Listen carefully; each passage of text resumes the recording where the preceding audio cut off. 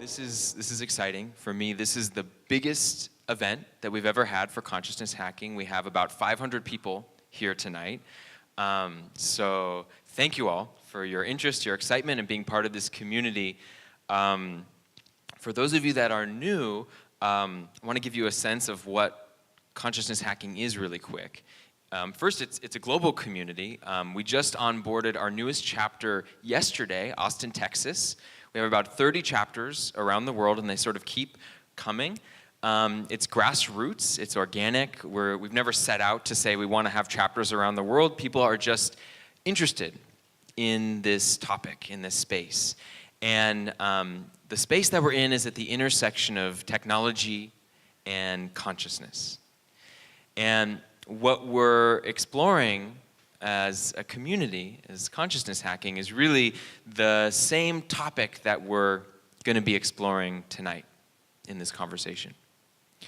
And one way of thinking about it in the context of tonight is this idea of spiritual innovation. This recognition that we have been using tools as part of the spiritual path for thousands of years. In a sense, meditation is a tool. And the temple that we meditate in is a tool. Even the spiritual instruction is a tool. And what we're really interested in consciousness hacking, is what does that look like in the modern age?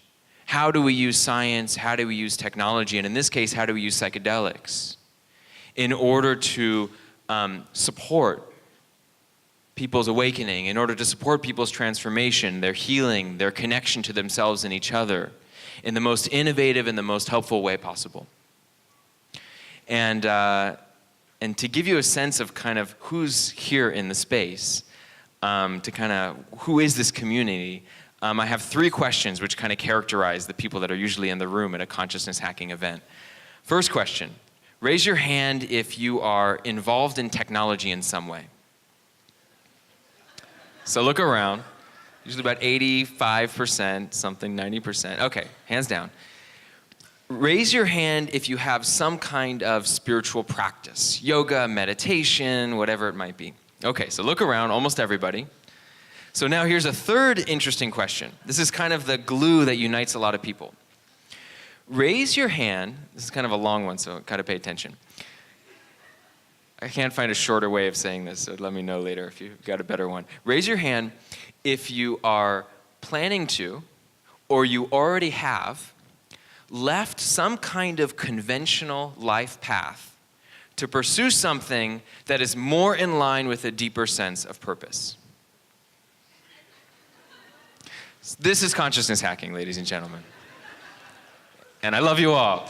Yeah, there we go.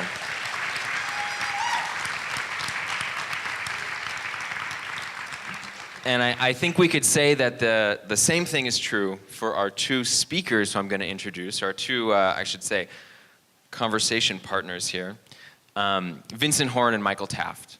So I want to start with introducing Mr. Michael Taft. You may know him from the Deconstructing Yourself podcast, which is, along with Vincent's podcast, 2 of the most interesting and relevant conversations happening online today, if you're interested in these topics. So check that out. But Michael also has an amazing book, it's called Mindful Geek. And it's also really one of the seminal books at this intersection point of tech, mindfulness, consciousness. He's been a serious practitioner for over 40 years. He's told me some pretty crazy story about times he spent in caves with critters roaming around and running out of food. He's pretty hardcore, but he's also been teaching for well over a decade. And he actually teaches right up the street at a place called the SF Dharma Collective every Thursday night. So if you want to sit and practice with Michael, it's about 3 or 4 blocks away. So I guess the last thing to say about Michael is this is a lifelong interest of his. He's been playing with brain tech and neurotech since the 80s. He was telling me a story about him and William Burroughs sitting down and playing with mind hacking technology together. So I'm really excited to have Michael a part of this conversation. Mr. Michael Taft, can you come on stage? There he is, ladies and gentlemen. And I forgot to mention how handsome he is, by the way. I forgot to mention how handsome he is. Whichever one you want. Okay, and then, so we also have Vincent Horn. So Vince and I actually go pretty far back. Vince was the first voice that I heard in the space when I decided this was what I wanted to pursue. He had a podcast called the Buddhist Geeks Podcast. How many people have actually heard of the Buddhist Geeks Podcast? So it's been around for quite a few years. And the very first interview that I ever did was on the Buddhist Geeks Podcast. So you could say Vince discovered me. Does that make sense? I don't know, something like that. But Vince and I have since actually become really good friends. Part of what makes this conversation relevant is I probably had, I asked him before if I could say this, I probably had one of the most memorable psychedelic experiences of my life, sitting in my cabin in Santa Cruz on a couch with Vincent Horn, where we literally unified into a single mind. We still talk about it today. We talked about it about 20 minutes ago sitting on stage. Remember that time where there was like just one mind and two people? Yeah. So we've been there, which means we're qualified to. You might notice that we might complete each other's words. That's a side effect of that experience that we had a while back. If you want to see Vince in action, he's actually going to be teaching this Thursday night in place of Michael at the SF Dharma Collective a few blocks away. Mr. Vincent Horn, please come on stage.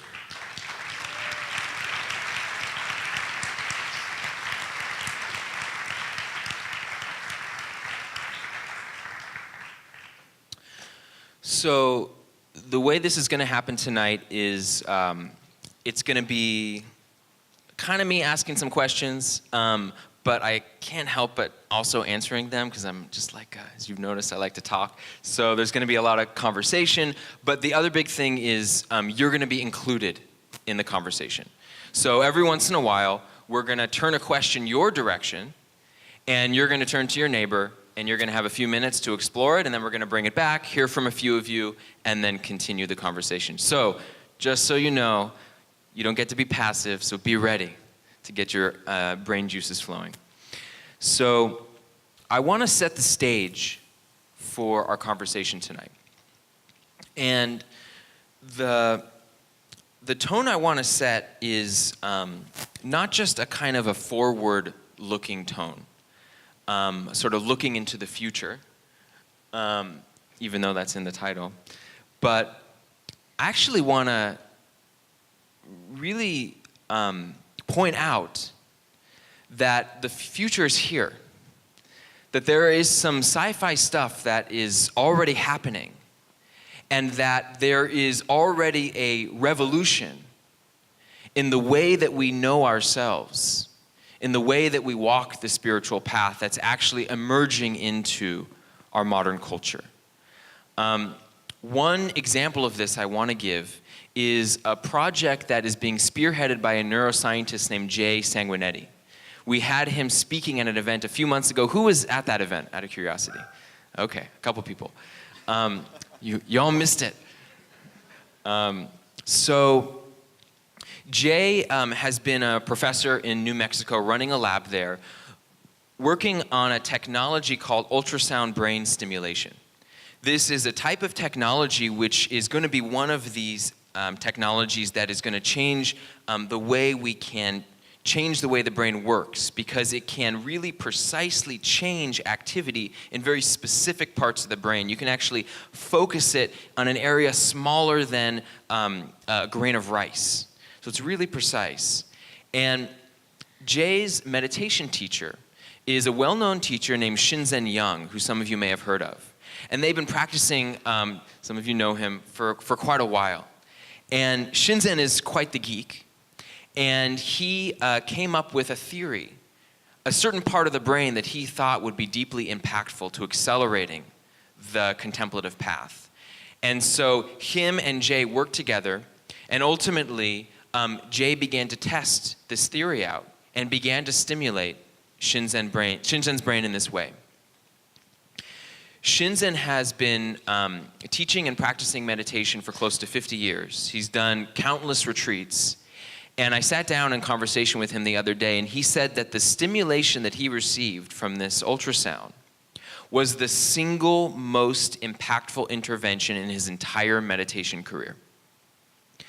Not only that, there's a handful of other experienced meditation teachers that have also experienced the stimulation technology, who have also described it as one of the most potent interventions that they've also received on their entire meditation path, resulting in a distinct and lasting change in their subjective experience.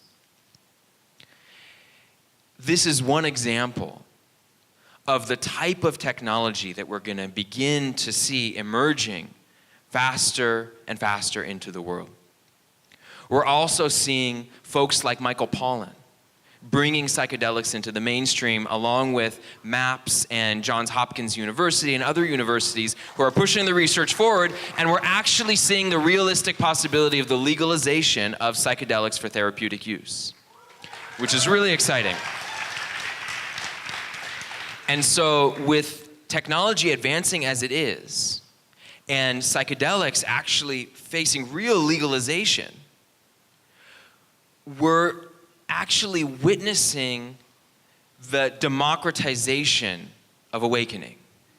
We're witnessing this potential world where the tools that can support dramatic and deep shifts in our subjective experience are actually going to be made increasingly universally available through your cell phones, through virtual reality, through wearables. And so the conversation that we're having tonight is, what are the implications of that? What are the dangers of that? What happens when insurance companies start having ideas about what awakening is and then giving discounts depending on how awakened you are? What happens when we start patenting certain states of consciousness? What happens when what one person thinks is awakening 10 years later we realize is actually incredibly harmful and destructive to society? So I want to actually start things off first by taking a question to you. You're all probably very familiar with this space and the ideas in the space. It's not the first time you're hearing about them. So turn to your neighbor, take just a few minutes, talk about what you're most excited about and what you're most afraid of in this brave new world of technological awakening. Go. Turn to your neighbor. Ideally someone you haven't met. Can we hear from just a couple people? Do we have our audience mics ready to run around like crazy? Josh, do we have our runners? All right. Can we get one right up here in the front? Test. Glenn's running. Oh, Glenn's got to do the soundboard and run? That's a lot for Glenn. Thanks, Glenn. Wait, and then who's next, just so we know? Who else wanted to say something? Let's do, anyone else? Oh, how about right there in the back with your hand up? Can you leave your hand up and we'll take another microphone to you? Okay. All right. So for me, the thing that's most interesting is the possibility that we awaken into actual direct collective consciousness. So what you said you and Vince shared, and that one mind and two bodies, I imagine that being the case across a wider number of people. And we were talking about how in Burning Man there is a collective group flow state that happens. But in some way it's very difficult to talk about that to anybody who hasn't been there. And in some way, for me, what I've thought of is Helen Keller as an example of someone who didn't have symbolic language or some way to communicate. When it came online, it was like, oh my God, now I know there's something here. Tell me more of the vocabulary, right? And so the collective flow state as being something that we're just awakening to, and being able to have that actually be a domain of conversation, so that we awaken to that level of consciousness to be able to continue that, to broaden that, and have a new vocabulary for this, and broaden it. So I love that. Vince, do you want to respond to that one really quick? And then I have a response too. Well, I wanted to go back to your story. I'm glad you told it and I wasn't out on stage, because I was sort of like, of us having the one I knew mind. you were going to say that, by the way. Just kidding. Of course you did. But the one mind experience is one of many collective kind of weird experiences, that I've experienced at this end. And it seems like it's really, new terrain. And one of the things that I just wanted to highlight was that the question I came into that session with you, because it was very much a meditative inquiry, a collaborative inquiry, was, who are we? So it's the classical spiritual question, who am I? And I was like, well, who are we? What is that? Who is that we? So for me, that experience was the response to the question. It was the answer in a certain way, or a glimpse of an answer. So collective inquiry is an interesting way to practice. And just a quick side note, we were talking about earlier today, this has been a major, and in a unique way, a major focus of your teaching. Yeah, I'm so excited about social meditation practice that I can't stop talking about it, and it's probably annoying everyone around me. And Michael, you talked about Shinzen in a very loving way as having that characteristic as well, where He gets very excited about you get the meditation practices that he's putting out there. Right, and where's the line between excitement and obsession? That's always been my personal inquiry. We just had Daniel Ingram in town, and he's going up to teach a fire casino retreat. And yeah, I wish I was going to be there. Yeah, for the 2 days that he was here, it was just continuous excitement about the fire casino. Yes, awesome. Yes, hyper enthusiasm. So this is a topic that I'm excited, borderline obsessed about as well. And actually, I just a few weeks ago got finished running a month-long research lab at Esalen, which was the first time that they'd ever done anything like this. And I was experimenting with this technology platform that I call the Group Flow technology platform, because personally, I'm so interested in how technology can help to connect people to each other.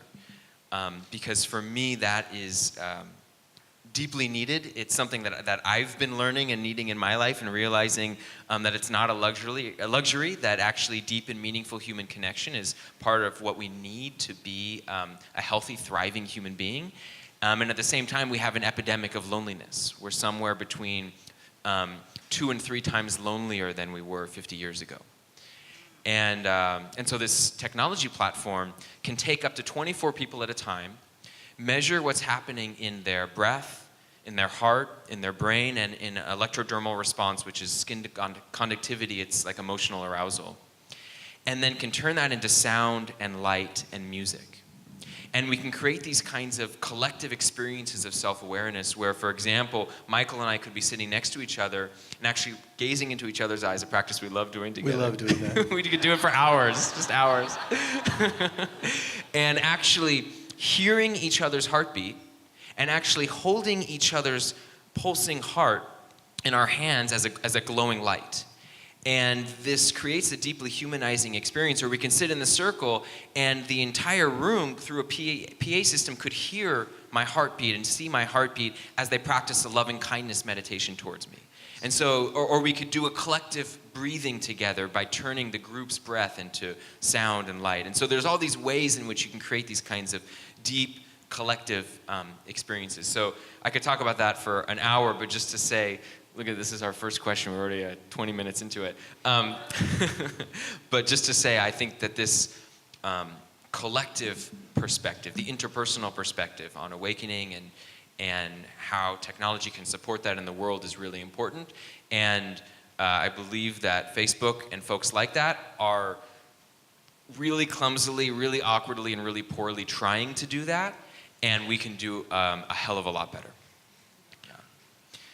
Yeah. We had one comment over here. Hi. Oh, wait, we need sound. Okay. Maybe it sounds like it's on. Yeah, it's on. Okay. Hi. So I think I remember the question. Hi. Hi. The thing that I'm most excited about is creating safe and legal access to powerful tools of transformation that can empower each individual to have their own agency around their healing, and can empower them to get in right relationship with themselves and with each other and the planet. And I'm excited that I get to do that by working for MAPS, so that's pretty exciting. And the thing I'm most afraid of, or I get worried about, is the why, is how people answer the why. Why are you doing this work? Why are you seeking these experiences? Why are you building the tech that you're building? And I think intention matters so much right now in these formative places. And so I'm very wary of that. And then access for all, and how do we reach communities that are vastly different than the ones that we belong to, and translate the opportunity to heal with these tools into a way that they will rise to and want to receive. And so I'm really curious about how we're going to work with those questions. Beautiful. That's awesome. I have one response, which is open source. Open source your findings, your tech, and give it away.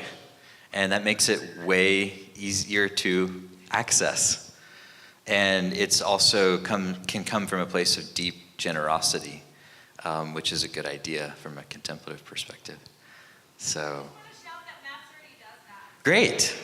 That's awesome. And then many organizations are and do. That's where that's where I fall. I'm a digital communist, I guess. Something.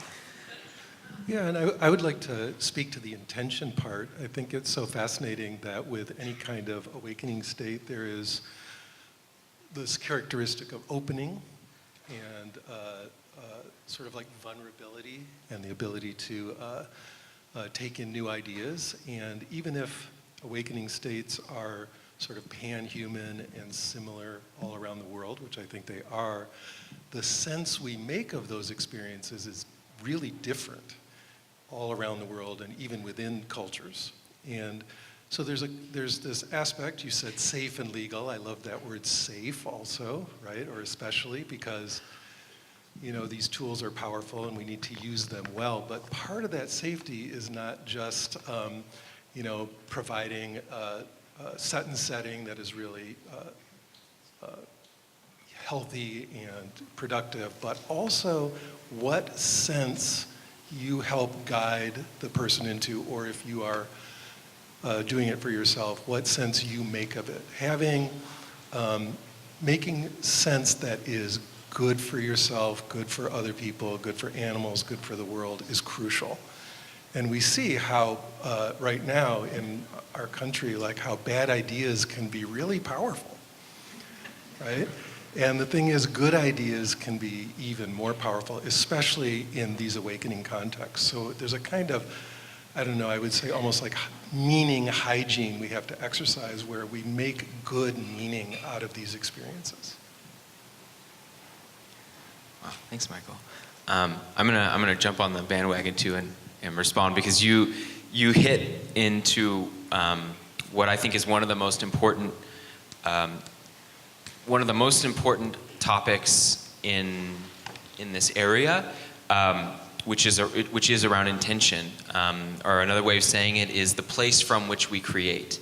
And there's this sort of unofficial motto for consciousness hacking, which is we are what we build and we build what we are. We create in our own image. And for me, the biggest bottleneck to creating what I would call truly nourishing technology that in a skillful and holistic way, in a healthy way, supports our transformation, supports our awakening. For me, the biggest bottleneck is not some sort of scientific or technological breakthrough. The biggest bottleneck is actually our intentions, the intentions of the designers of the technology. And right now we have a lot of technology around us that's really designed primarily for profit, without a huge regard for how it makes people feel. And the more resource, the more innovation, the more energy that we have, driven by, fueled by the intention to actually support positive human experience, that will be the really big breakthrough that I think that we need to see, and we will see, hopefully. That's my optimistic Mikey coming out in Silicon Valley and beyond. So, so with that, my spiel, let's keep these questions going. So I wanna kind of look to the extreme a little bit, and I open this up with this conversation around the ultrasound stimulation technology, and kind of intentionally painting a really bold, strong picture of what's possible there. And what I've noticed is when I talk about those kinds of technologies, understandably people get a little bit nervous. And so I want to play with that nervousness a little bit. I want to dig into it a bit. I want to really imagine that this ultrasound technology is actually just the beginning.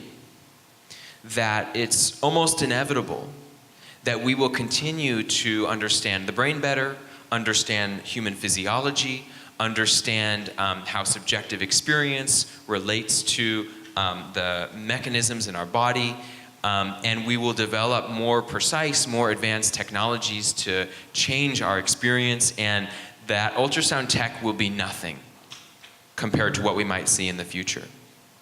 And so what does it mean when we can create the equivalent of 10,000 hours of meditation at the push of a button? Is there a such thing as an enlightenment button?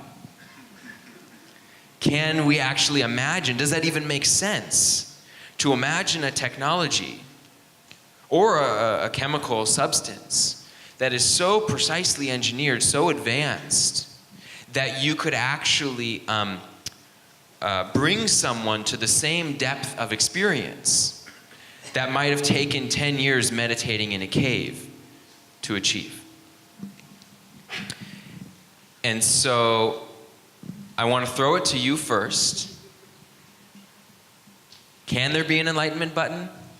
How do you feel about the concept of an enlightenment button? What does that mean if there's an enlightenment button? Talk amongst yourselves, find a new partner to talk to, take a few minutes, and then we're going to come back and talk to the panelists. All right. So, can we hear from maybe two people? So, we have an excited hand over there, and then let me get our second one. I want to get a woman if I can. What? Oh, all right, right here in the front. Okay, so we got our two right there and right here, and then right there. Okay. Is it me right now? Sure. Enlightenment button. I mean, what is it like? So at first, I was like, okay, that'd be really cool, but it's stuck in time. I mean, when one of the partners I talked to said, oh, that's ayahuasca, easy. And I was like, okay, well, if we were to reduce it down to something that simple, you could take ayahuasca at 20, you could take it at 30, take it at 50. Those are all very different experiences. And so if you have this enlightenment button pushed at age 10, is it predicting your future? Like, does it know your destiny? Does it take into account what you've done and what you've been? And that's where I really stretched my brain. I was like, is that possible? can we achieve this sort of... Are you like on ayahuasca now? Should I be? If you were, it'd be okay. You'd be welcome here. I am not, but do you kind of catch my drift here? Yeah. So actually, I kind of want to see what you guys have to say about this in essentially every major contemplative path. There is a notion of, going by different names, some version of awakening or different versions of awakening where there is a distinct and persistent shift in one's experience. And people talk about it as an actual thing that happened to them at this day, at this time, and their life from that point on had a different, their experience had a distinctly different quality to it. And so, in a sense, you could ask the same question about the result of traditional practice of meditation. And I kind of would love your guys' commentary on that as well. I already gave my comment. Okay. I would throw one, verbal distinction that I use often to kind of piece apart what you're describing, Mikey, about the kind of moment of awakening, and then, we could think of as the process. I tend to see awakening as a more process-oriented term, and enlightenment as a term that helps to kind of point at sort of major threshold changes and, big shifts that are permanent or seem to be. Those are valid questions, especially with high dose meditation experiences. That all of the enlightenment experiences I can point back to, these things that happened. Most of them happened during long silent periods of meditation, and it feels like the rest of my life has been more just like this ongoing getting beat down and then somehow getting back up and going, okay, maybe I'll learn from this thing this time.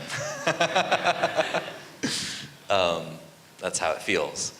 So and that's very almost schizophrenic in a way to have these profound moments of experience, and including I'd say in drugs.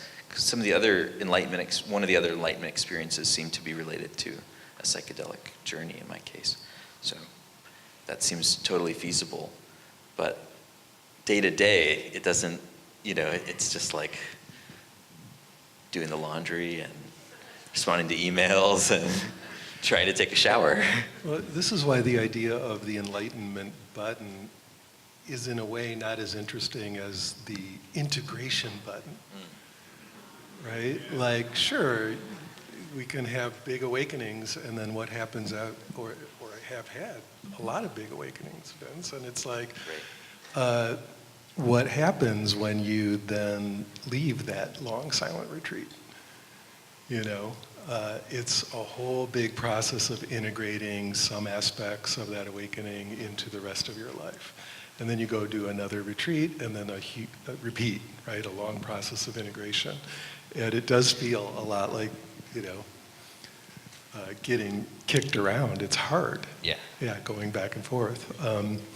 But maybe we can model it as schizophrenic, but to work. That was a senior Vipassana teacher, insight meditation teacher, told me that was. She sometimes wondered if it was schizophrenic. Yeah.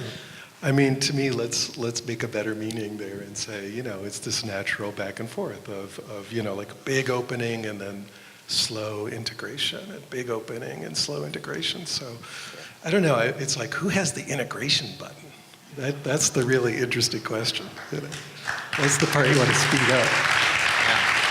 Yeah.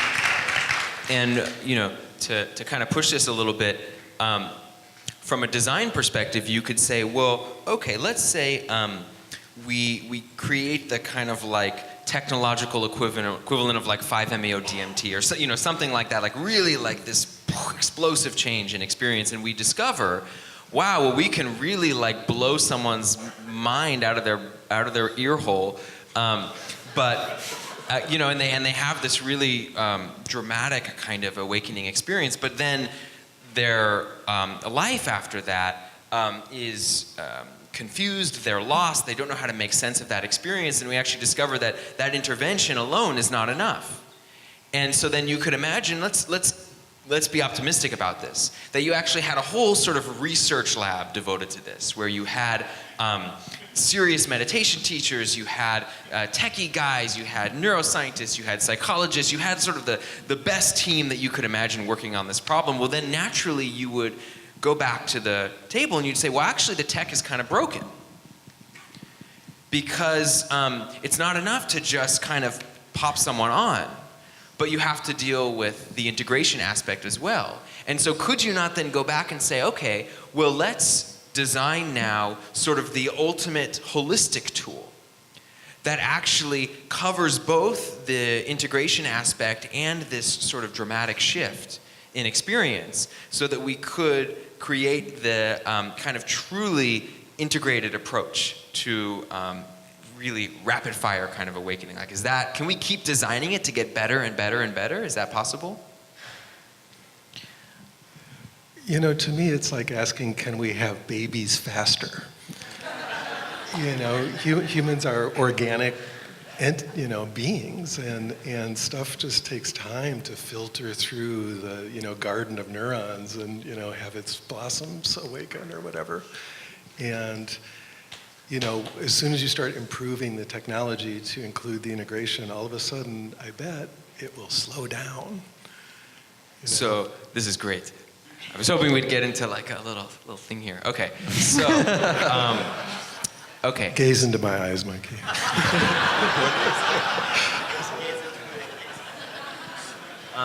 So, I'll paint a different picture.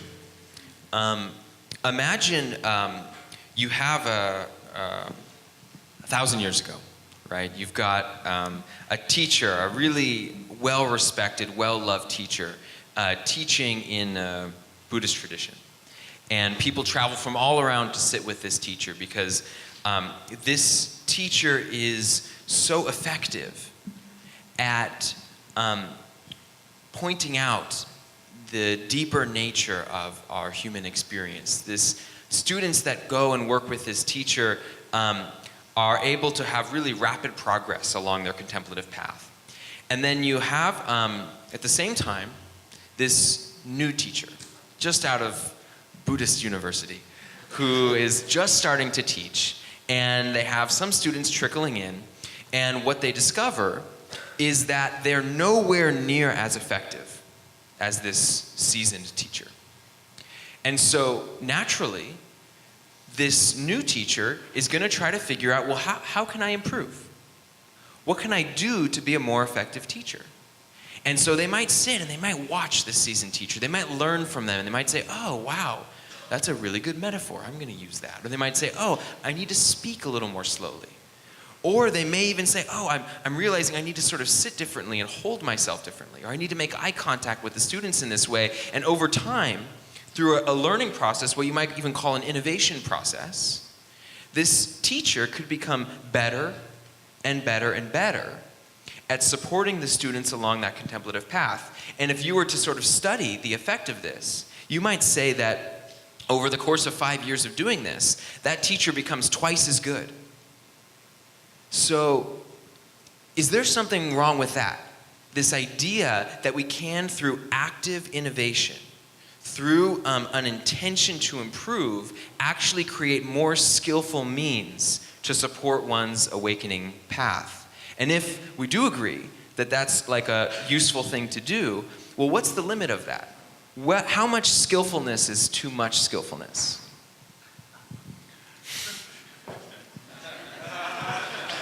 I didn't even understand that last part of the question. But if you just feel into my mind, then you'll get it.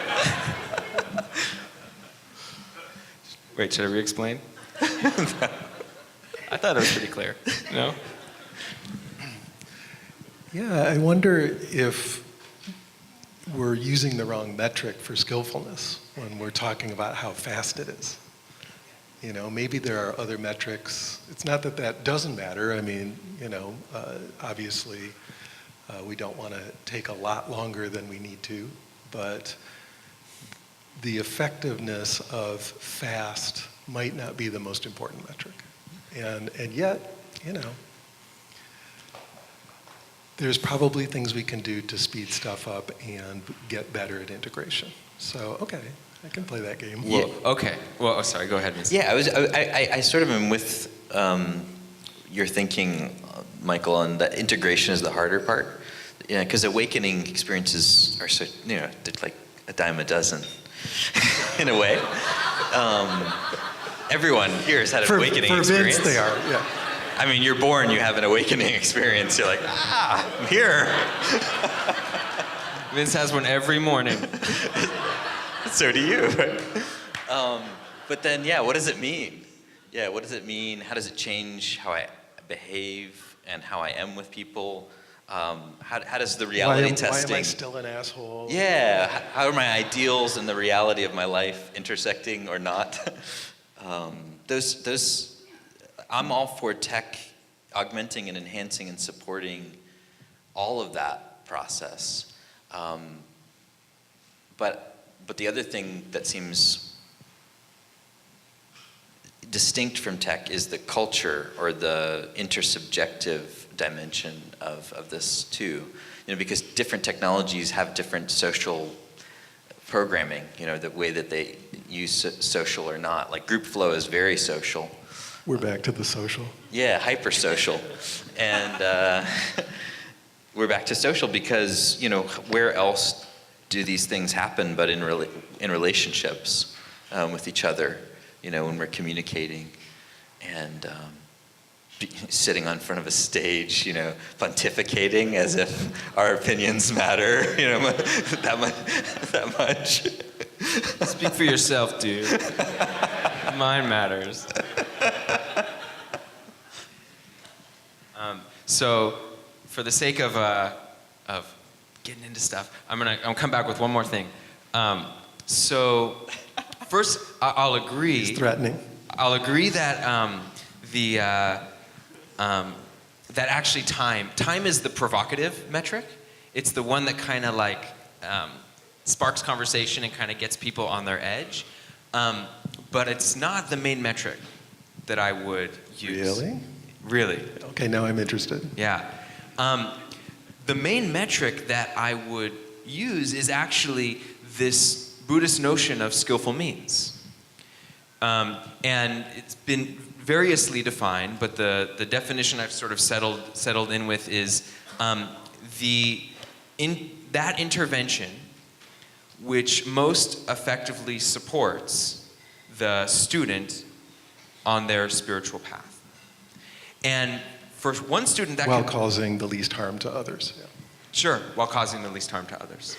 And so that might mean more time, right? For all that I know, right?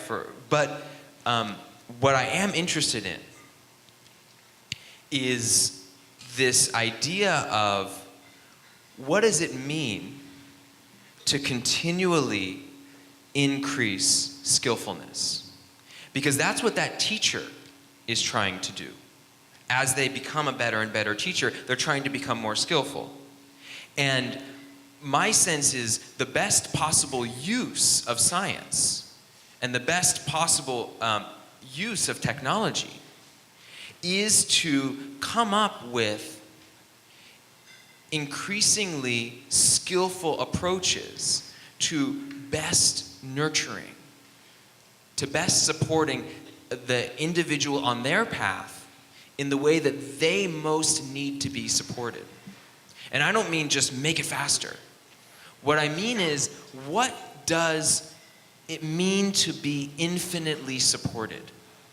What does it mean to design the most advanced, most holistic, most aware, informed approach to supporting a human being on their own unique transformative journey, and then multiply that times 1,000? I'll throw out a provocative response. Yes. It's sort of half joking, but half not. I think you could say that would sort of infantilize someone.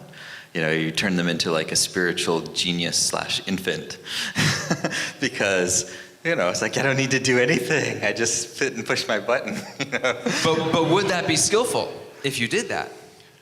It depends. I guess it depends on by what definition of skillful. You know, how are we determining what skillfulness is? Well, it sounds like you wouldn't consider that skillful.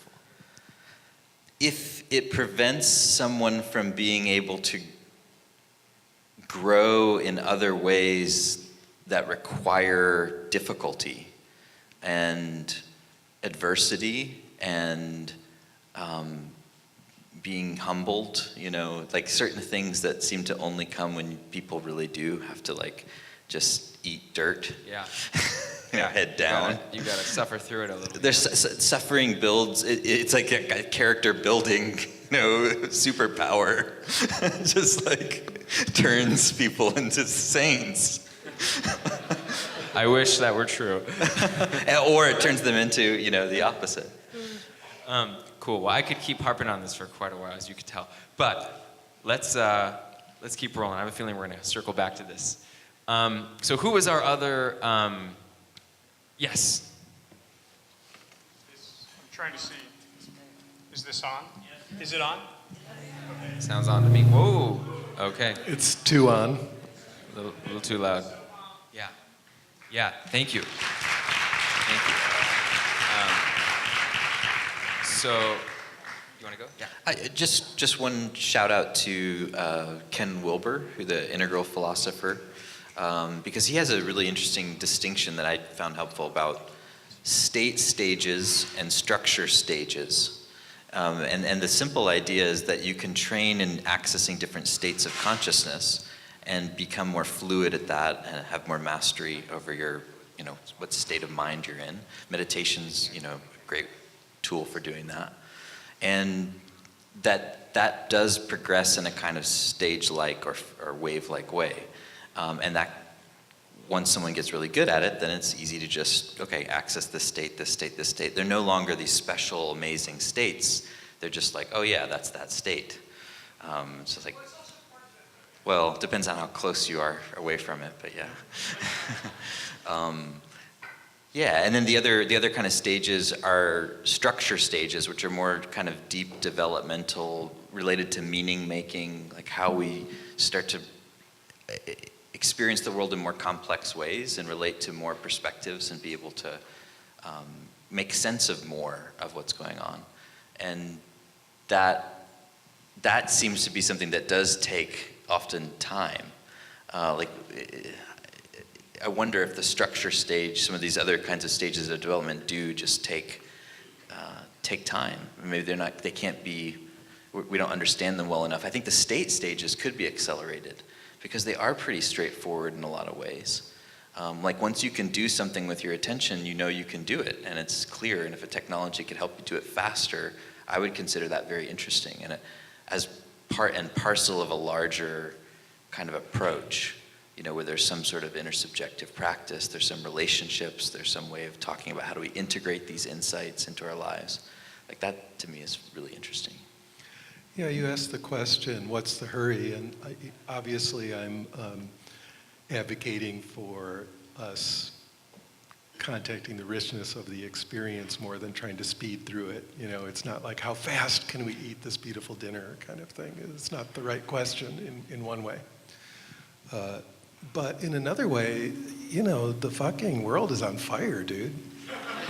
Like, we're all gonna die, so there might be a real hurry to like change some minds. So. And I'll throw one thing in. I'm like, oh man, I kind of pigeon myself as the fast lane guy, which I guess I threw myself into the fire because I'm trying to rile things up a little bit. And actually, the tech that I'm building is like 2 people sitting and like eye gazing and like holding each other's heartbeat. But the thing that I am really passionate about is the ideas of time that we impose on human transformation.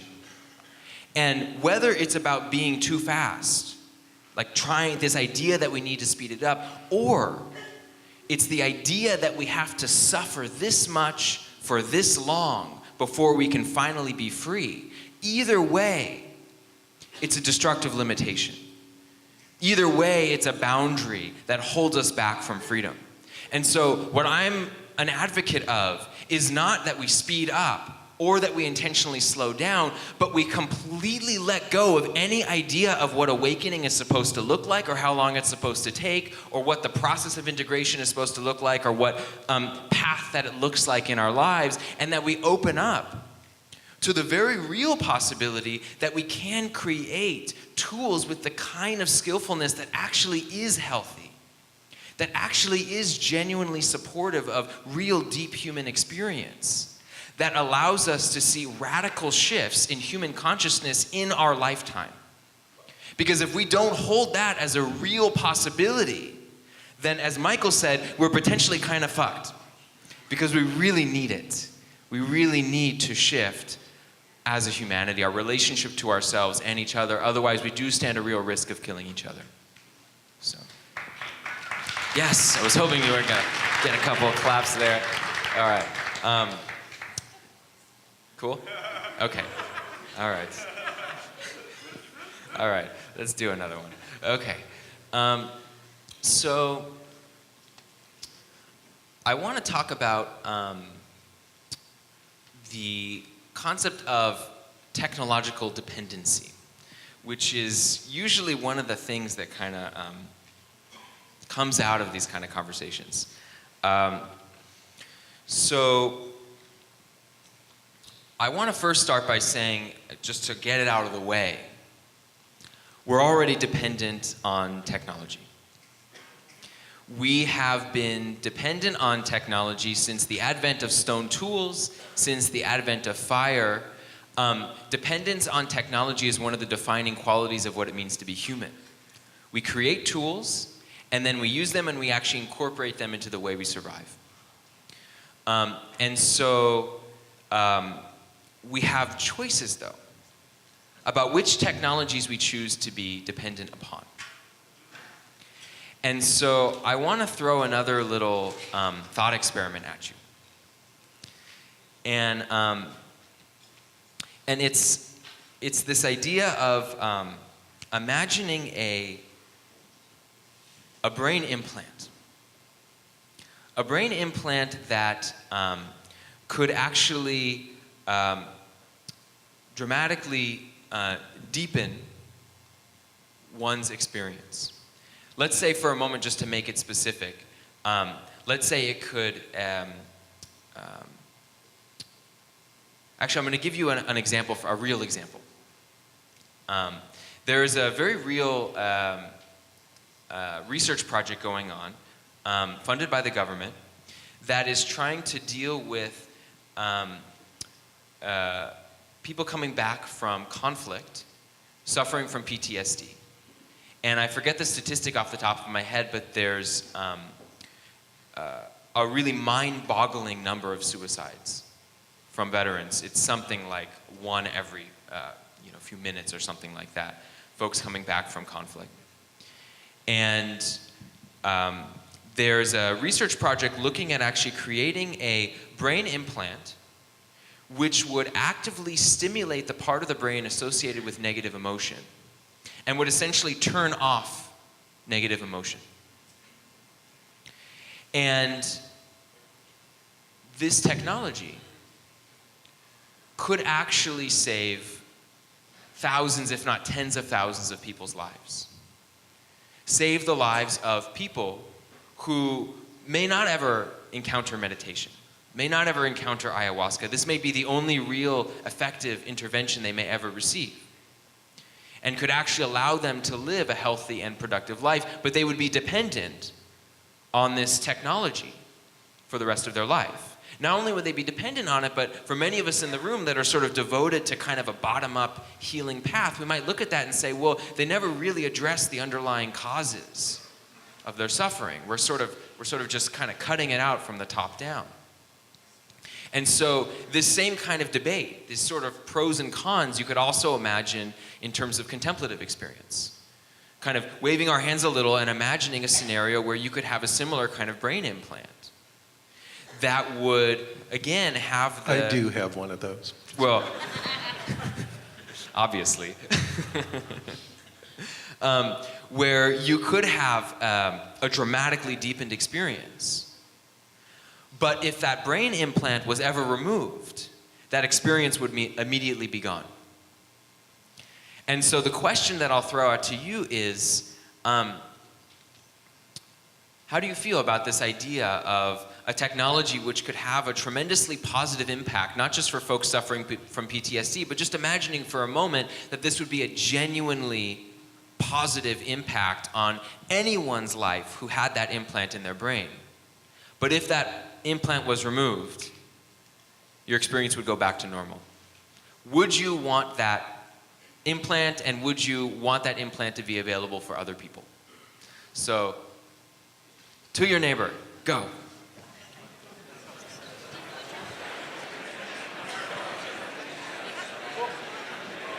All right. We're gonna do it again. 2 more people. Let me just see what's happening here. Okay, so we got one right here in the front, and then we've got one right there. One more right there in the middle. Where'd our other mic go? We have one? Okay. So I don't actually have an answer to this question. I was just hoping to prompt. It seemed pretty obvious in our group that we were not in favor of this technology that would eliminate negative emotions. But I was really hoping that somebody who disagrees would love to speak up, because I think that would be really interesting. So that's my answer. Oh, all right.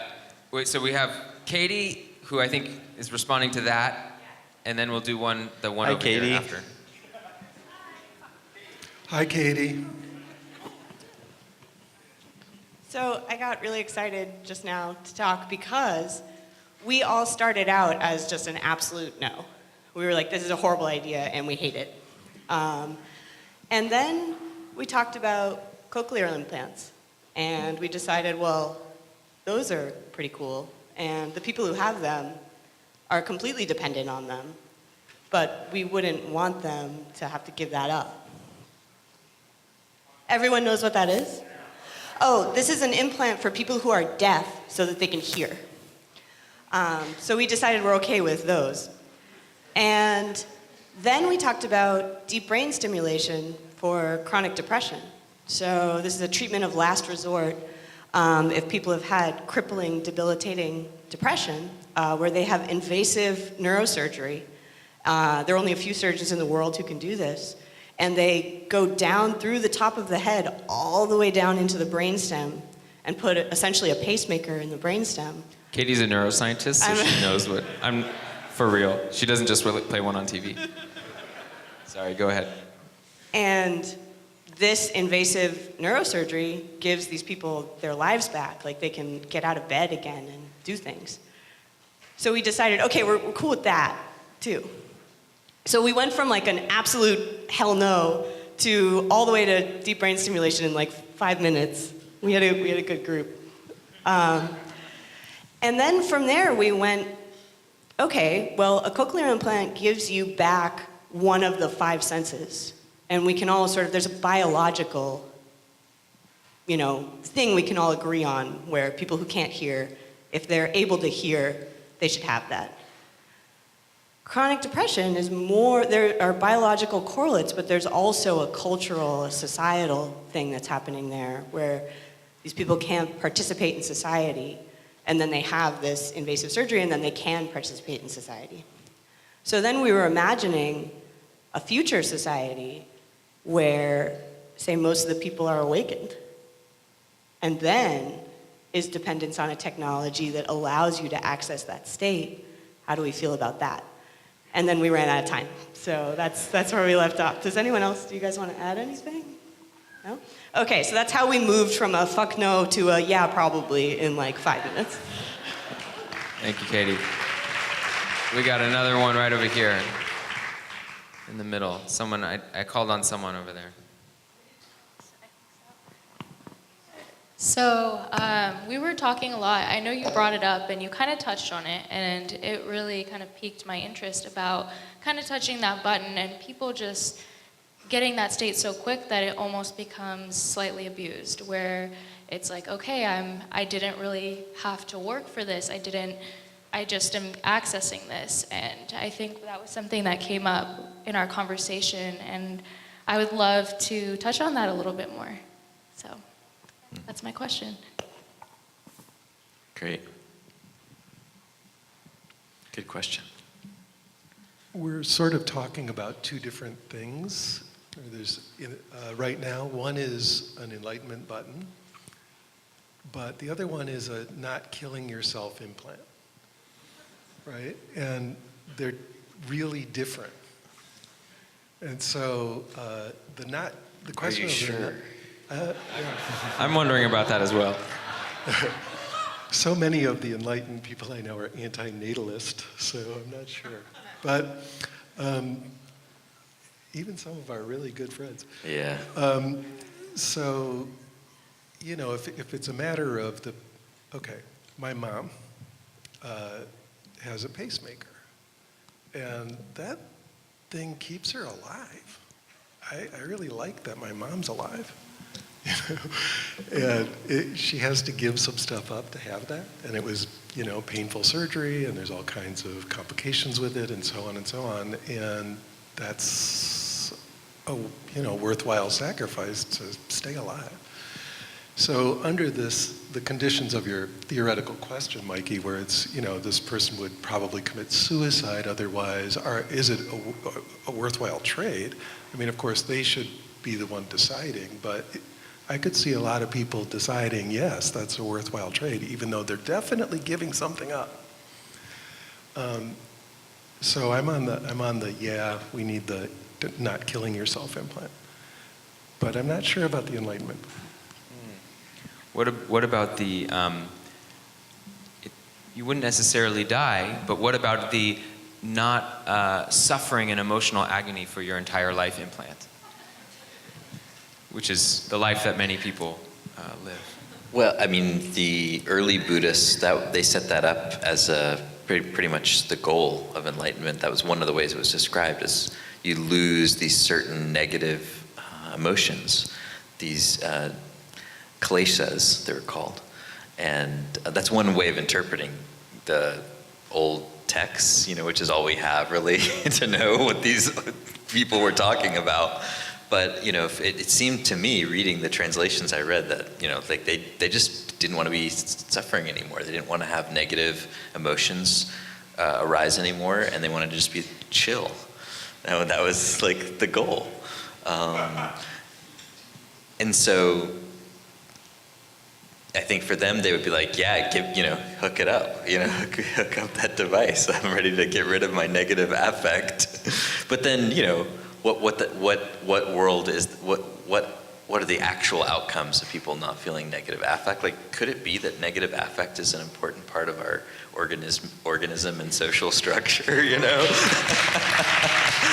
it's getting rid of that. And a lot of people, if it were a widespread practice, like what kind of effect could that have socially? That would be like one of my first questions. A bunch of enlightened people, and then our economy screeches to a halt and we're all starving.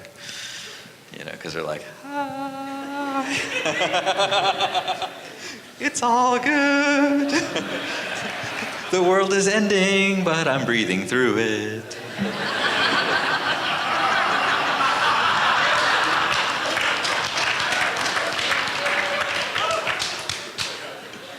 So, if that's enlightenment, I don't want it.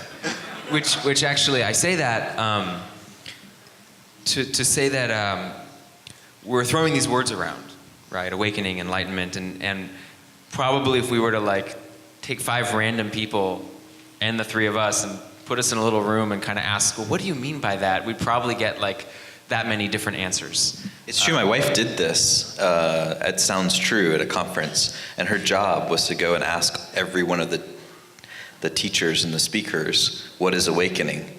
And she said firsthand, all 30 of them, different answers.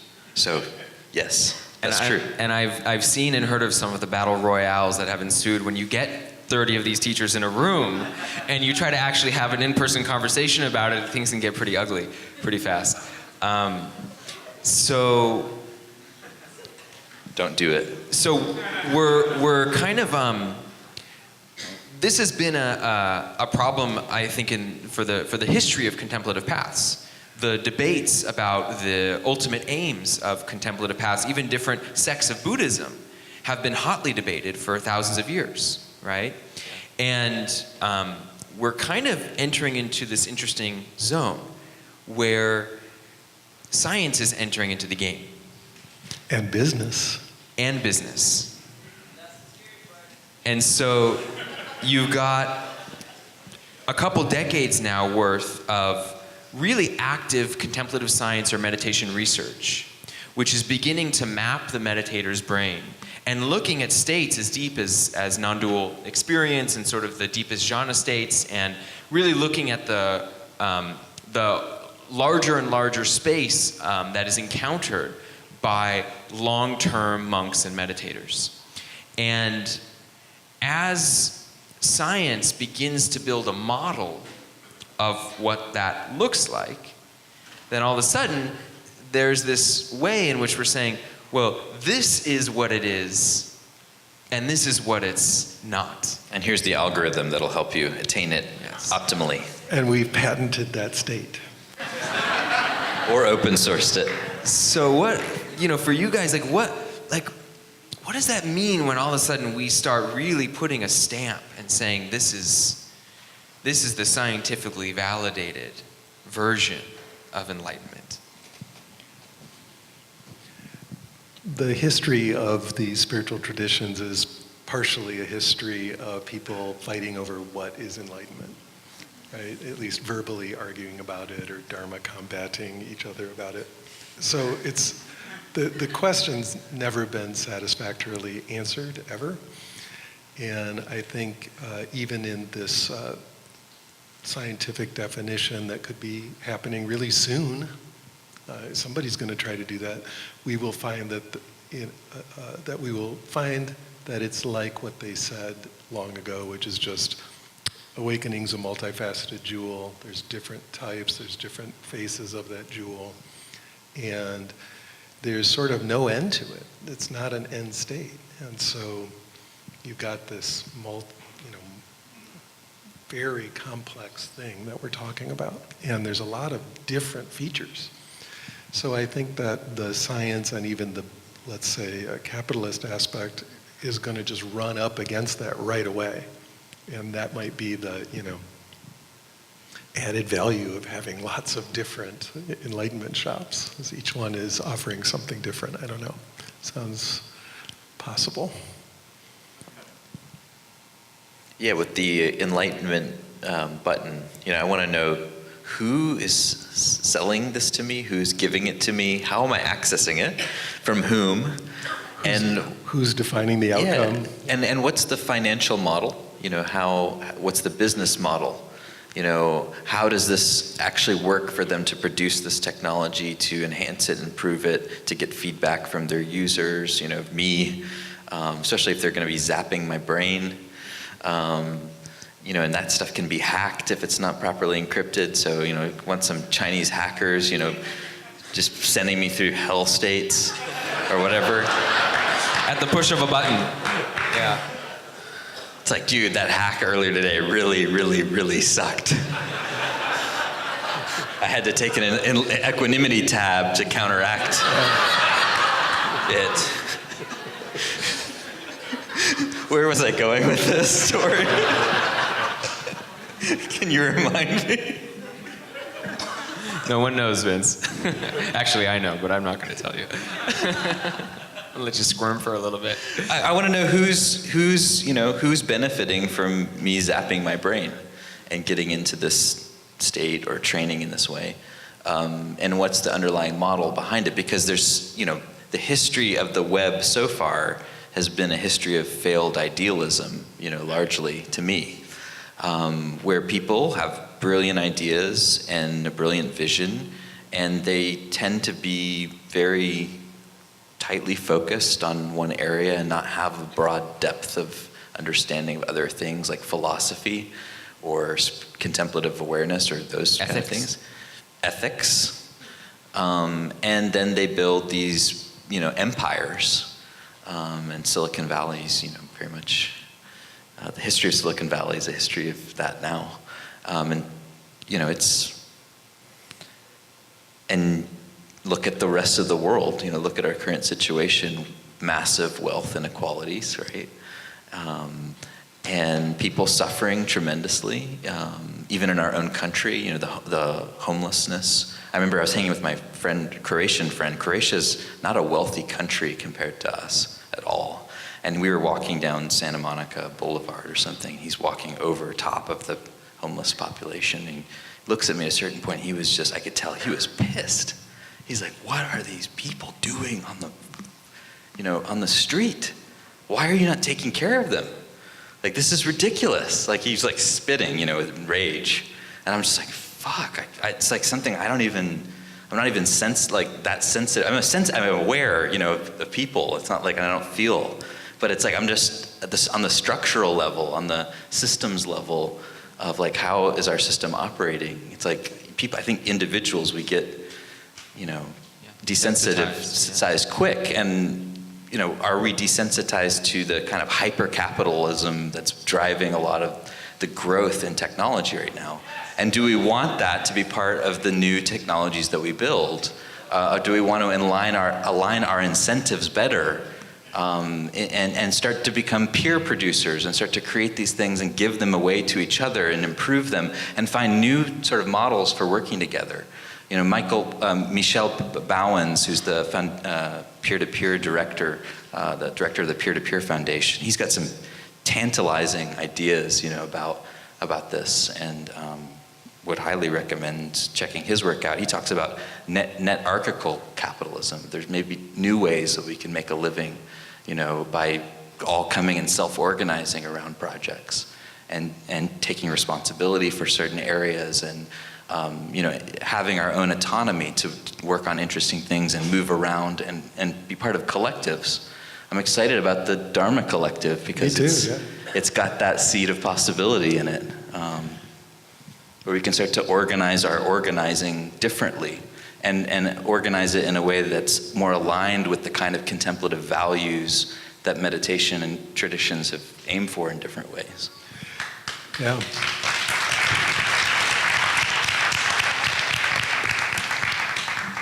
As you mentioned, the history of the web and the idealism with which that started, and we all look upon the internet landscape, the flaming dumpster fire of the internet landscape right now, and wonder how we got from there to here. And I think a lot of people have a lot of answers to that question, but we can predict that that's what will happen with any kind of brain hacking technology, whether, molecular or silicon-based or any other basis, right? Any other substrate. Something similar is going to happen that all us, idealistic weirdos who've been doing this in our basement for, however long we've been doing it in our basement, with other people, in Vince's case. How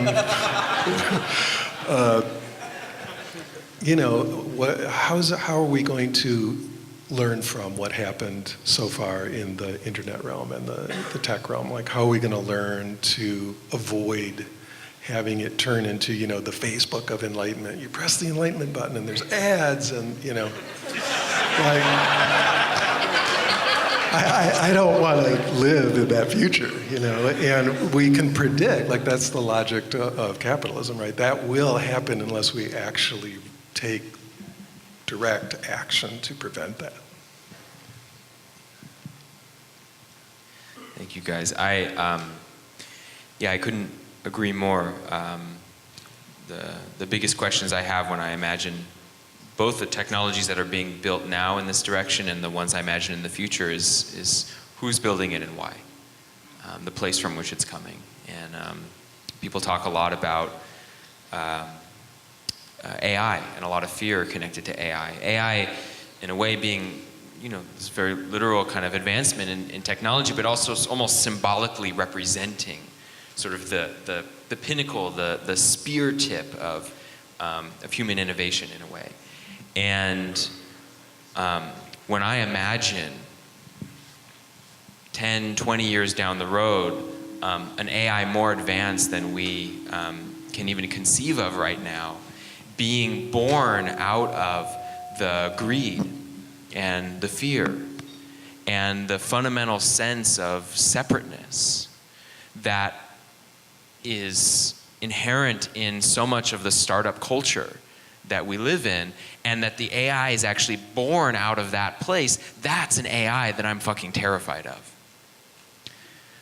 But at the same time, there's this thought experiment of kind of what I call the startup ashram, where you have this incredibly well-funded workspace where you have the best engineers that anyone could get. But hold on, how are you getting that funding? Yeah. So, and including new models of funding, you actually are seeing, you're actually seeing, interestingly, we had Bo Shao, for example, speak a few meetups ago, who just announced a $100 million fund, which is coming at it from a completely different perspective, where the bottom line is not focused on profit, the bottom line is focused on social change. And if you, as a recipient of that funding, don't have a similar bottom line, which is focused on social change, then you won't receive the money in the first place. And that's the kind of funding that we need to move into, where you're only getting the money if your highest priority is actually creating a positive impact in the world. And you have that as the basis of funding, and then you have the engineers and the entrepreneurs, the people that are actually writing the code, who are engaged actively, both in their own practice, but also in interpersonal practice, learning how to be human, learning how to actually relate to each other, to work through conflict, to actually learn how to connect and to love their fellow human beings. And then from that place, that lived state of consciousness, then you write the code to build the AI of the future. And I don't know what that would look like, but I can tell you I would much rather live in a world dominated by that AI than the AI that comes out of current Silicon Valley startup culture. And so I guess we're gonna switch Josh to... is trying to get your... Yes, okay. So I think we're switching modes now to Q&A mode. So yes, I see an excited hand over here. I was glad to hear you bring up AI, because that's been in my mind this whole time. AI is not only emerging right now. Can you stand up, please? Yes. Thanks. AI is not only emerging, through money and intention, but it's being built and mirroring that, right? And so going back to this idea of would people coming back from service who have trauma, could we, get excited about putting something in their brain and eliminating those bad feelings? And the whole idea of trauma is an interruption. And to eliminate somebody's ability to reintegrate and have them miss that process, I think is a reflection on our own anxiety about pain and discomfort and becoming unintegrated and working to become integrated.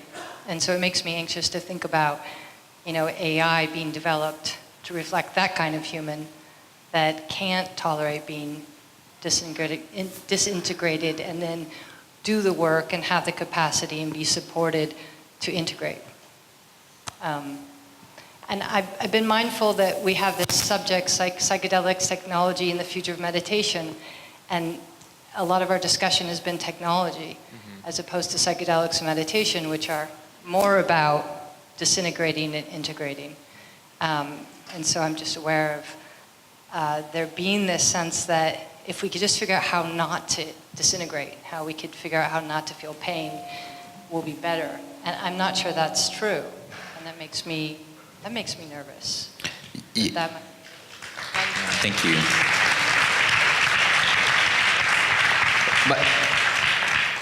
Mikey, I'm curious if you, and Michael as well, you know, what, if you all think part of this might be the tension between the old analog and digital duality.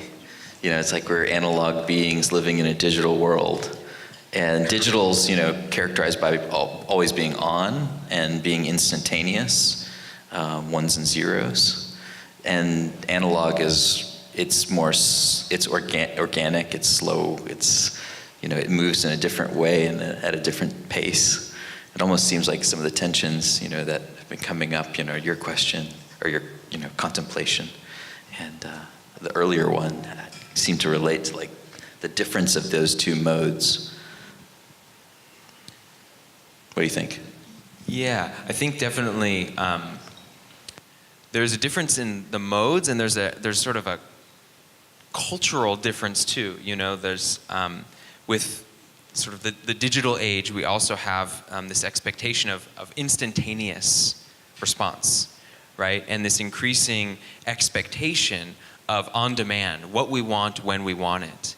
And you know, my observation is that part of what is happening right now that we're seeing all around us is that expectation put to service, as you said, of our, I would call it an addiction to distraction. And I think that there's a lot of finger pointing towards Apple, towards Facebook, towards Google, towards many of the apps that exist out there in the world, who are creating genuinely addictive technologies that are largely distracting us from our own experience. But I want to say that we're not just victims, that it's a two-way street, and that my observation is that we are so afraid of feeling our own pain. We're so averse to actually feeling what it feels like to be us, because we're anxious, we're depressed, we're disconnected, that we will happily pay a subscription fee for the most addictive app that we can find, because it gives us that relief that we're desperately looking for. And so I think that's part of this digital culture that we're entering into, is distraction on demand, when we want it, wherever we want it. And I think that my hope, and what I would love to see as a technologist, is technology that is just as effective, but what it does is ultimately reconnects us to ourselves and each other.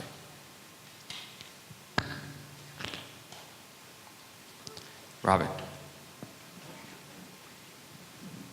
Hey, Robin. Hey, Vince. Good to see you. Good to see you.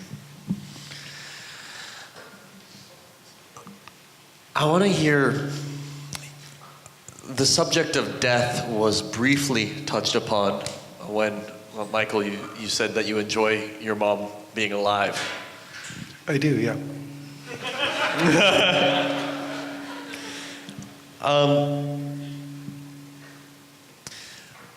I wonder, with so much of what we're talking about here with technology and the avoidance of death, and the avoidance of, we've talked about the avoidance of pain, and so many of the ways we inch towards feeling better about technologies that we might not in our gut feel good about at first, that Katie mentioned, you know, well, this removes suffering, well, this actually stops people from dying.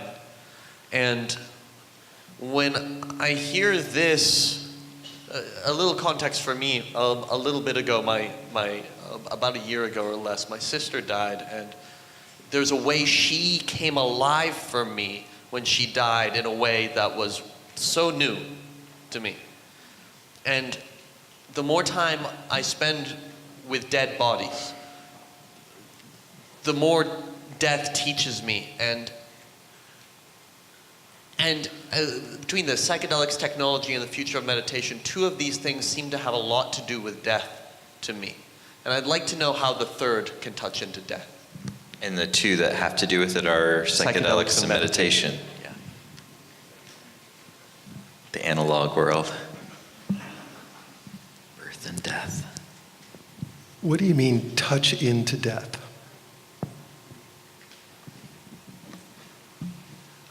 The most powerful experiences that I hear people talk about in psychedelics and in my own experience are those where I let go, or those where people that I'm talking to let go. Even with DMT and ayahuasca, people describe it as a death experience.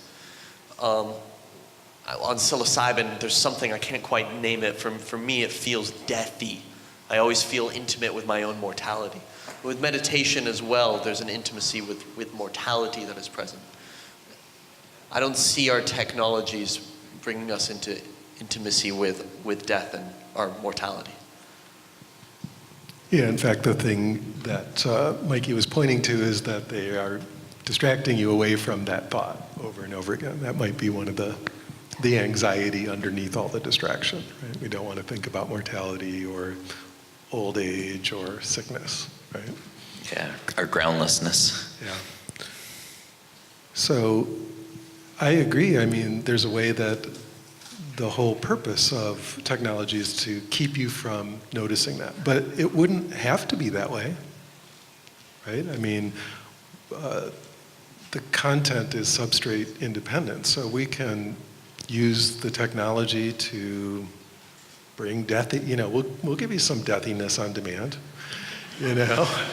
Robin, like if, it seems like that would be totally doable. I mean, you can already go on the internet and watch, endless hours of people being murdered if you want, but obviously that's not what you mean. But we can bring that kind of seriousness and clarity and, sitting with the real into technology, certainly. And we should be doing it a lot more. It doesn't, sell ads.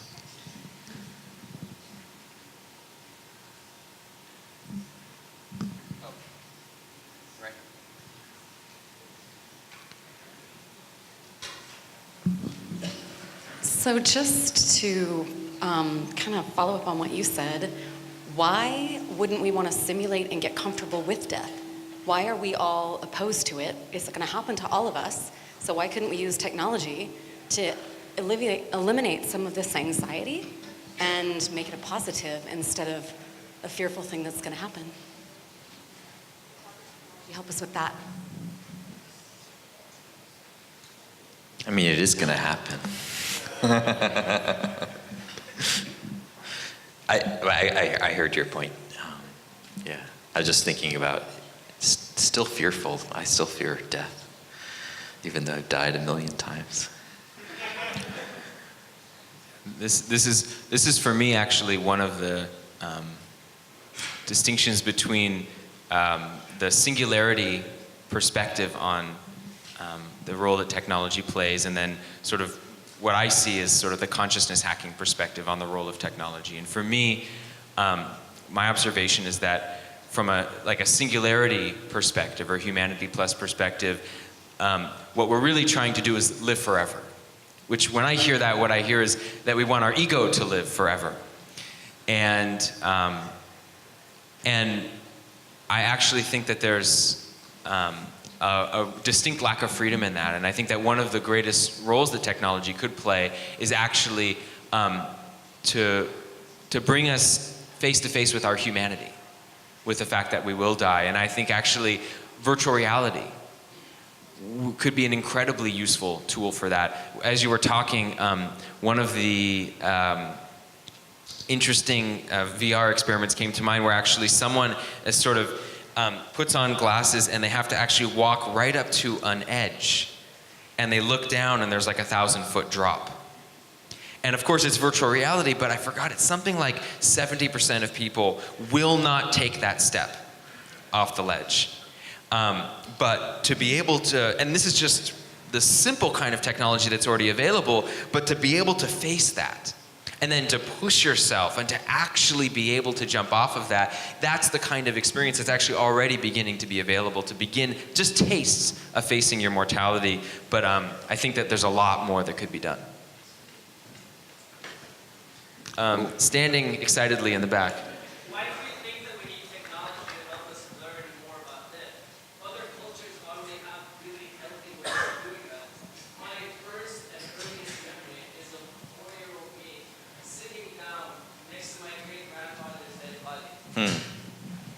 We have wakes for 3 days, in-house. The body's just there on the bed, literally, for 3 days. People come to visit. People chat. People talk around the dead body. Like, there's nothing that's uncomfortable about that. Like, we don't need technology to teach us that. We just need to unlearn things.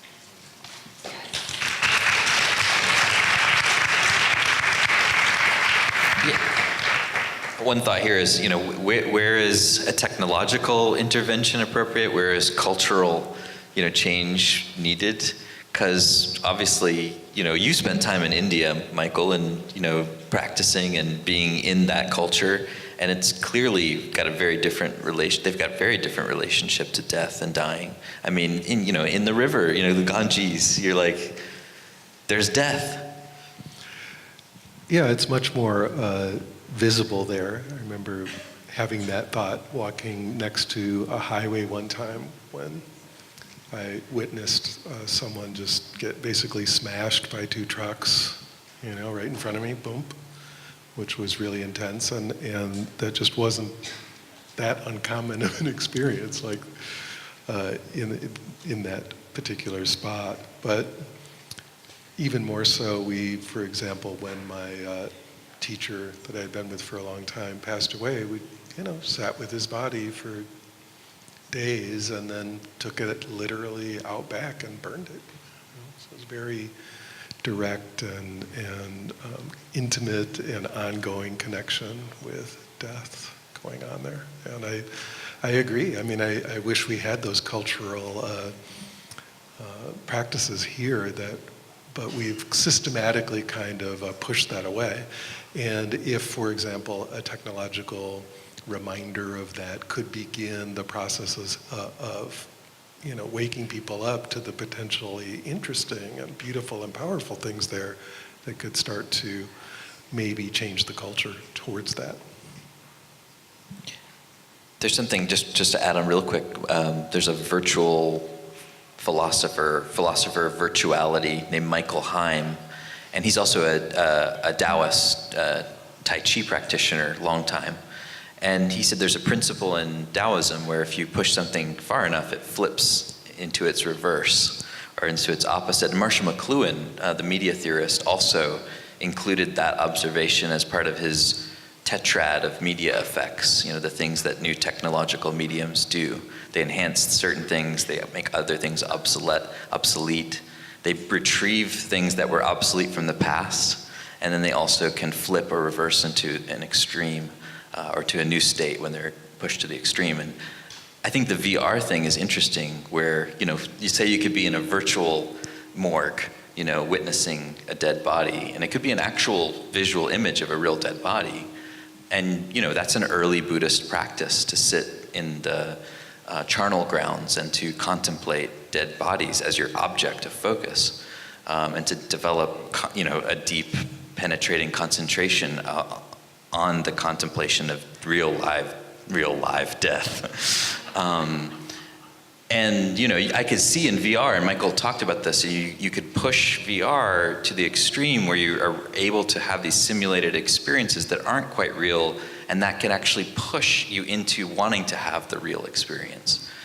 He talked about that in terms of the Japanese tea ceremony, and that you could imagine this VR tea ceremony with all the intricate ritual and the beautiful sensory experience of it, and that could be perhaps something that would inspire people to be in relationship to nature in a different way, because it's itself this microcosm of natural relationships. And I thought that was like a really interesting and beautiful idea. I wonder, what the reality is going to be when people start to be able to simulate all these different scenarios. Anyway. Thanks, guys. Okay, we'll do one more question right here in the aisle. The glasses? Yeah, the glasses. You with the glasses. So I guess one of my questions is, I look at these 3 topics and I feel like the people that are talking about these topics in general in our culture, it's a very demographically homogenous group. And I think the comment that came from the back of the room is really valuable and such an amazing display of kind of how we're missing so much perspective that happens from around the world. And I guess I'm wondering, how do we expand the representation of different viewpoints and broaden these topics and the people that are talking about them, particularly around psychedelics, which I feel like is really dominated by white men, and technology, which is dominated by like American perspectives. So yeah, how do we use other people's viewpoints and widen these topics? I have a hunch that you might have a good answer to that question. Really? You don't? Do you have any thoughts? It seems like something you're passionate about. I'm passionate about it, but I think that mostly comes into making me realize that my own biases and my own background prevents me from really being able to see the right answers. Well, not mine. I'm just kidding. I'd just say open source again, because this is an actual way to make something more accessible to anyone who can gain access to whatever the digital schematics are, the digital instructions. And they can take that and they can modify it, make it their own, find out how to express it in their own cultures of meaning. I think that's one practical way, again. And part of it is just having the intention. Something that's really exciting about right now is that we have access to the information and experience of these awakening technologies in just a much, much greater amount than it was in the past, right? Ever before. We know about more ways to work, we have access to real teachers, we have so much information about all this, right?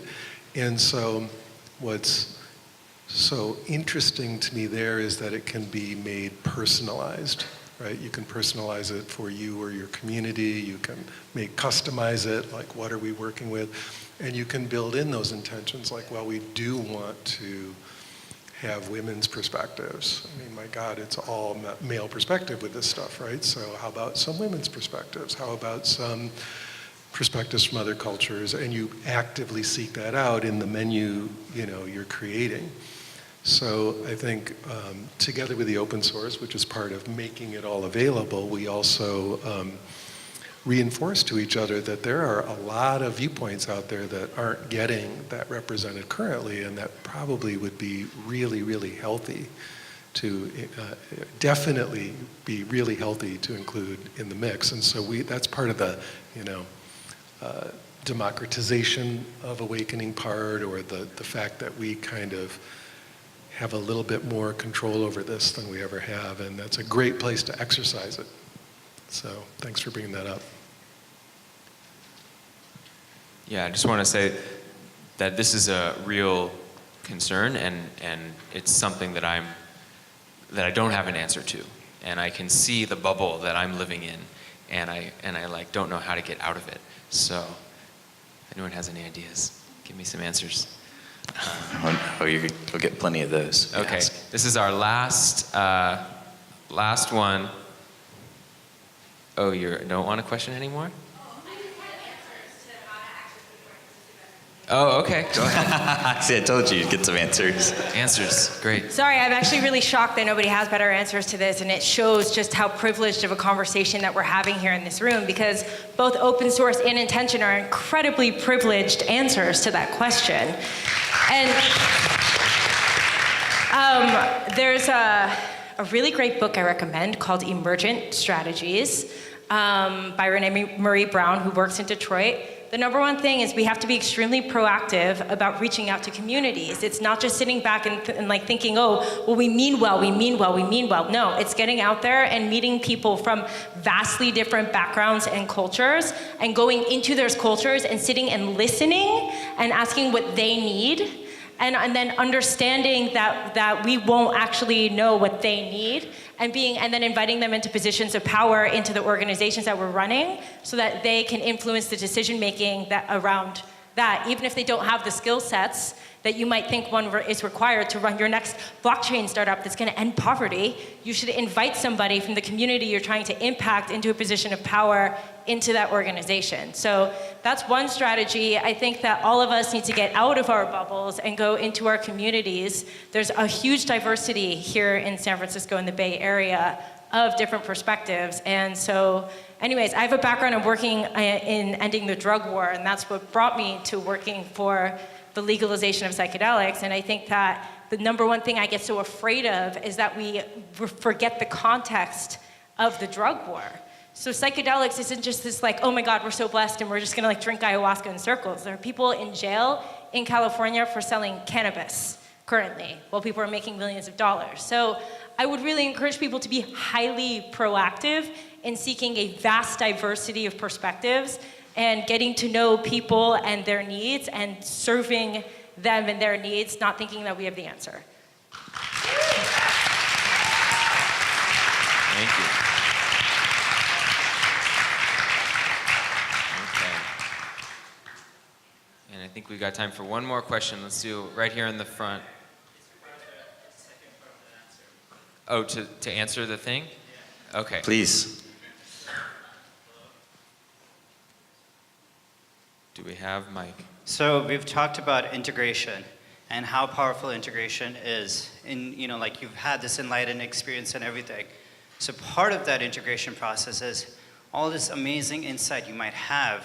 How do you decide to share it? How do you decide to bring the gifts all this amazing understandings that you have, and then seeing how to share it with every connection that you have, and making sure that it's not just, I have this great idea, everything, but it's about consent. It's about like, hey, I really think this is really cool. How do I share it with you in a way that is building bridges? In a way that, okay, two people, it's not about like, oh my God, yeah, you should go drink ayahuasca. It's about like, let me understand your pain. Let me hear you.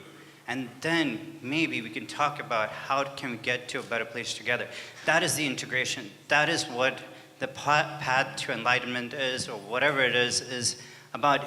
You've had this amazing experience. How do you share it with everybody? How do you share it as you go deeper and deeper and you spread the ink into the water and not just expect that, oh yeah, like I dropped this ink into the water, it should go everywhere quickly. It is about how does that interaction need to happen and spread.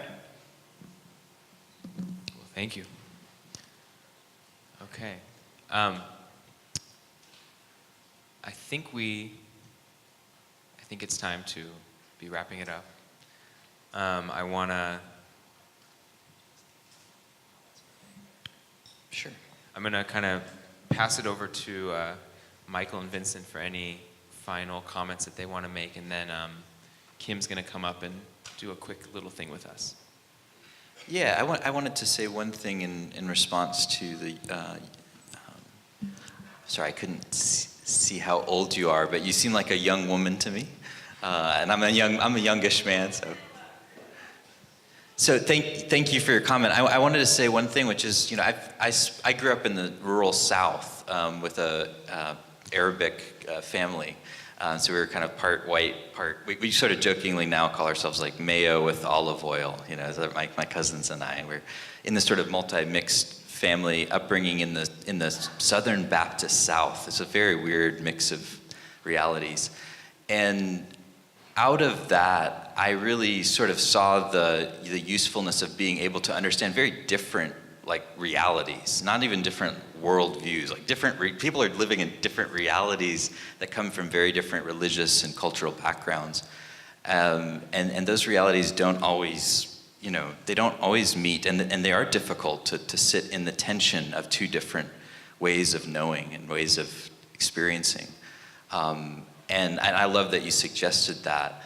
And I'd say, there's almost like a tension or conflict in these two modes. One is, wanting to find people who are doing things like I'm doing and finding my niche, my people, my, tribe, whatever, my like-minded, everyone uses those terms that, they're looking for like-minded people. And that is, it can be useful for learning certain things and deepening in certain ways where you kind of just immerse yourself in that reality, but then it cuts you off, right? It also cuts one off from different perspectives, because I'm not focused on that, I'm focused on this. And in a way, you know, what you're describing, I feel like is the move, you know, if this is the move of like transcending or innovating or pushing the edges, this is the move of compassion. It's like including, going back and making sure we're not leaving anyone else out of this vision. If this vision is really good, then it should be totally good for, you know, for all that want to participate in it. And so I think what you're saying is really important. I recently moved down from the mountain, literally and figuratively, from progressive community that I was in to, you know, much more, you know, a community that is, racial tensions and issues are very, you know, daily come up, and it's been great, you know, to do that, to come down off the mountain and be humbled by seeing how different other people's reality are, and to listen, to start to ask questions. So thanks for bringing that up. It's really important. That's what I want to say. I'm happy to answer a question. I don't feel like I have a major, like, summary statement. Well, thank you, Michael. Thank you. Thank you, Vincent. And thank you to all of you.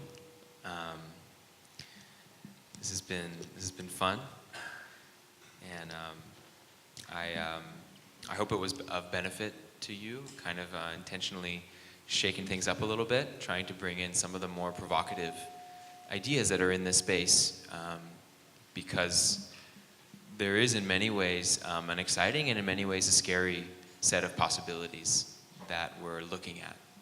And my hope is that being able to have this conversation and really feel the pressure of it, the stress of it, the tension of it, that it actually puts you in a better position to look forward and think about the future that you want to create and that you want to live in.